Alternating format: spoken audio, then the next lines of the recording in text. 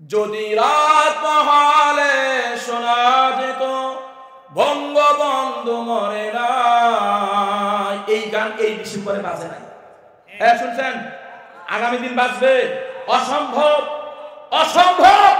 তবে এখন তো রাজাকার শব্দটা ভালো, ফজিলতের একটা শব্দ, কারণ এই দেশটা রাজাকারে বাচ্চারা চালাইতেছে আর সব মুক্তিযোদ্ধা পালাই গেছে। ঠিক কিনা? শেখ হাসিনা যেই শব্দ দিয়ে আলেম ওলামারে ঘাল করছে, দেশে বারবার বারবার ক্ষমতা আসার চেষ্টা করছে রাজাকার শব্দ দিয়ে, আল্লাহ কয় তোর কথা আমারই আর ভালো লাগতেছে না, এই শব্দ দিয়েই তোরে সাইজ করবো। খালি বলছে যত মুক্তিযোদ্ধার সন্তানের মেধা নাই, যত রাজাকারের বাচ্চাদের মেধা আছে, বাস দেশ স্বাধীন। কি ঠিক না? হাসিনা বলে না একটা কথা, যত রাজাকারের বাচ্চা, একটা কথা শেষ। ডিসেম্বর মাস আসলেই কানটা ঝালাঝালা করে ফেলাইতো। যদি রাত মহালে শোনা যেত বঙ্গবন্ধু মরে নাই, এই গান এই ডিসেম্বরে বাজে নাই। হ্যাঁ শুনছেন? আগামী দিন বাজবে? অসম্ভব, অসম্ভব। আমি যাইতেছি এসআই এন্টারপ্রাইজে, 16 ডিসেম্বর আমার প্রোগ্রাম ছিল নিমগাছি বাজার। আল্লামা মামুনুল হক সাহেবের আমাদের দলীয় প্রোগ্রাম প্রশিক্ষণ ছিল ঢাকা হুজুরে জামিয়া রহমানের মাদ্রাসা। তো আমরা যে এসআই গাড়িতে উঠছি, আমাদের সাথে 50-60 জন, আমাদের আমি জেলা সেক্রেটারি সবাই আমার সাথে ছিল। তো যাচ্ছি, তো যিনি সুপারভাইজার না, যিনি হেল্পার যিনি গেটে থাকে, এটা বলতেছে এলাকায় ফোন দেয়া কয়, এই তোর আজকে পিকনিক কর, যত টাকা লাগে আমি দিমু, মিনিমাম 20,000 টাকা দিমু, কিন্তু একটা শর্ত আছে। কি শর্ত? আমরা শুনতেছি তাক লাগাইয়া। শর্ত একটা, মোদিবরে কোনো গান বাজবো না, গান বাজবো জিয়ার গান, কথা গায় না। একটা লেবারের মনেও কি পরিমাণ ঘৃণা জন্মাইছে শেখ হাসিনা, জোরে গান ঠিক কিনা? আমি আগেই বলেছি বঙ্গবন্ধুর প্রতি আমাদের কোনো অবজেকশন ছিল না, আমরা ভালো জানতাম, কিন্তু নষ্ট করছে তার 2 সন্তান শেখ হাসিনা, শেখ রেহানা, জোরে গান ঠিক কিনা?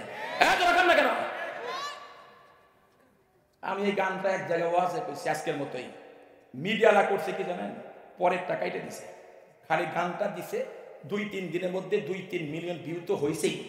জামাত বিএনপির লোক লিখতেছে হুজুর আবার দালালি শুরু করছে আওয়ামী লীগে, আর আওয়ামী লীগ লিখতেছে হুজুর কলিজা বড়, সামনে আগান পিছনে আসি।